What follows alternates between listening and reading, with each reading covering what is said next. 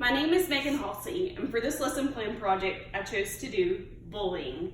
This tied into the grade level of kindergarten, and with it corresponds with the North Carolina Essential Standard of understand healthy and effective interpersonal and communications and relationships. For this lesson plan, I wanted to focus on the clarifying object of recognize bullying, teasing, and aggressive behaviors and how to respond. This corresponds with the lesson that we did previously, which would be explain reasons for sharing, but it could also tie into the lesson that we're going to do next, which is to compare people in terms of what they have in common and how they are unique. On this next one, I wanted to choose a seating chart for it.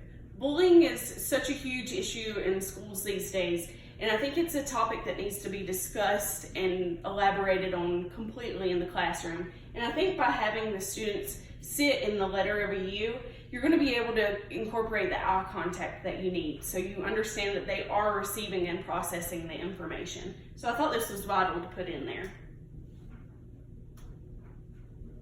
The guiding question for this whole lesson plan is going to be, what is a bully? Sometimes students don't understand that even the smallest little things that they do have big actions, have big reactions. So we want to go ahead and start by what is a bully, and that's going to have the instructional strategy of going ahead and defining what a bully is. So that would be one who is cruel, insulting, or threatening to others who are weaker, smaller, or may seem more vulnerable. In this, we could go over the inappropriate reasons for sharing as well as the appropriate reasons for sharing, which we would have touched on in the previous lesson. So we could go over that sharing your toys, your papers, your crayons, those are great reasons for sharing. There's also inappropriate ways to share, and that's by sharing, secrets. If a classmate trusts you to come up to you and tell you something, don't go to other classmates and spread that information, because you're going to end up resulting into a bullying effect because you're going to humiliate that other classmate. So we'd go over those with the student. The learning activities on this one, we would read Llama Llama and the Bully Goat. This book is great because it presents the idea of a goat on a playground and how he is a bully and how the teacher responds and how it ends up flipping the script and he ends up being a great student. There's also a YouTube video that plays out this book as a cartoon, so the kids could watch it, and then after you've read the book, after you've watched the video, then you can have a discussion. Talk about how the bully goat was teasing all the other kids on the playground and how it ended up turning around and making a great story.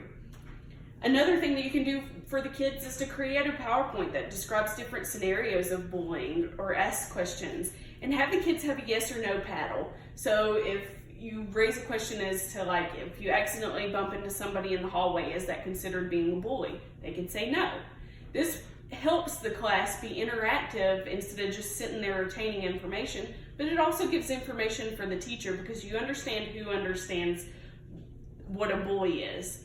So that would be a great little kind of game to play with them. Another one, you could act out the tough situations. Grab some puppets. Have the kids pretend like one's a bully and how the other one would react to it. This helps them critically think about the situation while forming some entertainment on the lesson. The differentiation, we're going to go ahead and start talking about focus student 1. We're going to say his name's Bob. He's an auditory learner. So for this, reading the book Llama Llama and the Bully Goat would benefit him greatly because he would be able to hear the situations. Then we've got focus student 2, Lucy. She's a visual learner. So by watching the cartoon, that would be great for her because she can actually see how it plays out on the cartoon. Then I'm going to introduce my diverse learner, who we're going to call Pete. He is the academically or intellectually gifted student. The role playing is going to be so great for him because he's going to be able to critically think and even maybe put on a great show for the rest of the students. If he seems to get through that, great. Let's offer another challenge. Have him record the other students, and then we could put it up on the school's website and let the other students view it. So that would be another way to entertain the AIG student. The lesson, by the end of the lesson, we want to make sure that the students will identify specific bullying behaviors. The student will be able to explain differences between bullying and teasing in different scenarios. And then the student will demonstrate how they respond to bullying, whether they take action or they tell an adult or they state the problem and listen and express feelings to each other. So by the end of the lesson, that's what we hope to achieve. With the instructional activities on this, you could create another PowerPoint. You want to go over that there's so many different ways that a person could be a bully. It's not just a black or white road. You could be verbal, you could be physical, you could cause humiliation, intimidation, or exclude somebody. Sometimes students don't understand even the smallest thing, like leaving a student out could be a form of bullying. So we want to go over that with them. Another thing I found was a video on Sesame Street on YouTube that actually shows a puppet being a bully, and then they create a song to go along with it. So you could let them see that video, and then after they've watched it the first time, encourage them with the second time to get up and dance. They're incorporating this song into their movement, and it's something that they can grasp and concept and hold on to for previous lesson or for future lessons. Okay, and then learning activities. Coloring pages that show different ways that a person can be a bully. Have the student pick one and color it. You can walk around talking to them, discuss why they chose that one and how they think they would respond. And then you've got your differentiation again. Bob, the auditory learner, he's going to hear the Don't Be a Bully Sesame Street video, and that's going to stick with him. He's going to understand that better. Lucy, she's our visual learner. By using the coloring pages, she's going to see those and be able to understand the information greatly. And then you've got Pete again. He's got multiple coloring pages, so when he gets done with one, instead of sitting there being bored waiting on the other students to finish, he can do another one. Incorporate those in there. The instructional technology I chose was VoiceThread was the first one. It is a great tool. What the teacher can do is she can upload a video and she can either read the book or discuss it, ask questions, and then there's an option on that you can push as a student and provide your feedback, whether you do a video or an audio file or even text. The teacher understands where you are in the subject. So it's a good way to integrate the technology in there and have the teacher and the student interact with each other.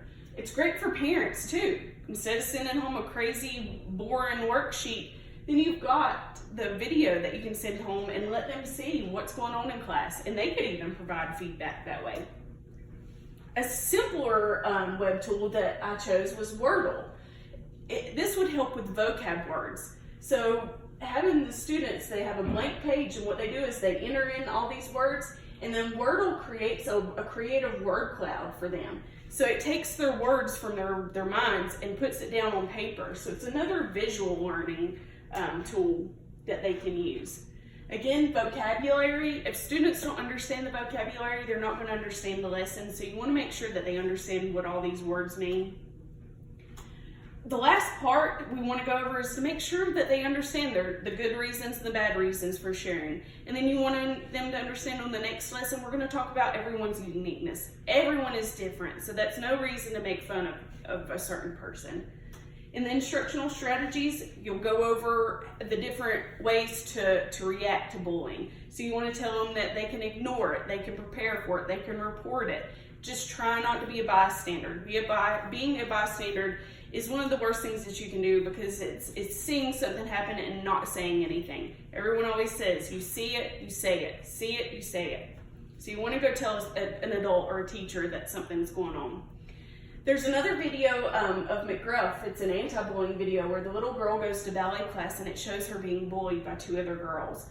He provides reasons for what she should do and how she should react. So that's a great video also to let the students watch to understand how to work with anti-bullying. Again, more coloring pages that the students can work with. That way they can see how to respond. Another activity you could tell them to watch at recess and lunch and see if they see any involvement of bullying going on. The differentiation, same thing as the other one. You've got Bob watching the McGruff video. You've got Lucy being able to see the coloring pages. And then Pete, he can color multiple pages again, or he can create his own voice thread. I think that would be very beneficial for him, because he can get active in actually creating something for the other students to see. The assessment, what you want to do in the end, you could create a page that has different scenarios and have the students circle which one they think is a result of bullying or isn't. So that would be a great way to understand what the students have learned. This is my project, and I just want to say this has been such a learning curve, and I've enjoyed it thoroughly. It's been very time consuming, but so beneficial because I had never created a lesson plan before. So this has helped me tremendously to understand what it takes, and I am so excited to use this in my portfolio because I've been passionate about bullying. I've seen it happen in schools. I've been substituting here recently, still see it. So I hope to use this. This is great information that I can reflect in my portfolio, and I would love to see how a lesson plan is actually created. So I'm very excited about this project.